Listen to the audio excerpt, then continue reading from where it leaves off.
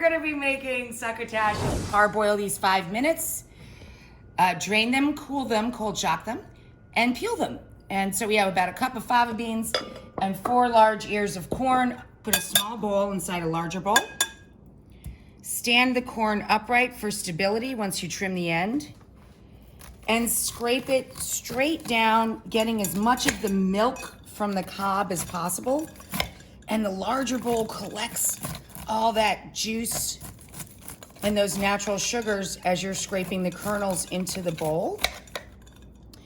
1 ear per person for this simple succotash. The other vegetables I have are about a cup of zucchini, the whites of ramps, or you can use leeks or spring onions or scallions. The whites of the onion are here. The greens of the onion go in at the very end. Just a handful, I'd say about 1/3 pound of asparagus. I did 2 spears per person, and I thinly sliced them on a bias. Some chili peppers, or you can use some chopped sweet peppers like a bell pepper, and some garlic.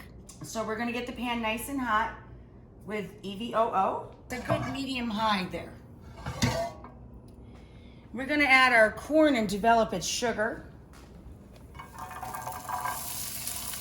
Right off the bat, you hear that sizzling.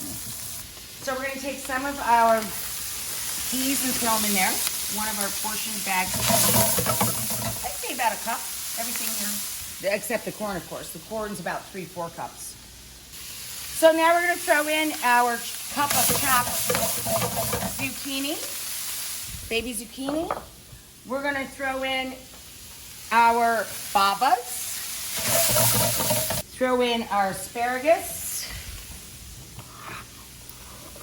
our garlic and chilies, our ramp whites, and now we're gonna start moving this around. And now we can season with salt and pepper. So I'm gonna do tarragon and dill and some fronds left over from some fennel that we used the other night. You can use basil. Basil is the cousin to tarragon. Any mix of fresh herbs you like. We're adding in all of the greens of our ramps, or your green onions, or the greens of your leeks. And now we're going to add in all of those beautiful, bright, fresh herbs that we have.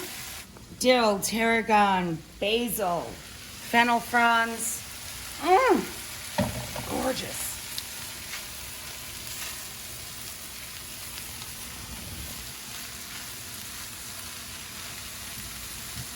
Done. You don't want to take it too far. You want it to be tender crisp.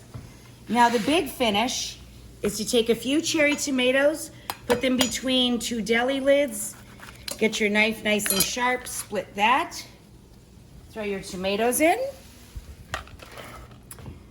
and add a little acidity, a splash of vinegar or lemon or lime. I chose lime. And then just to balance all of that sweetness from the corn and the cherry tomato, I have a little bit of radish at the very, very end.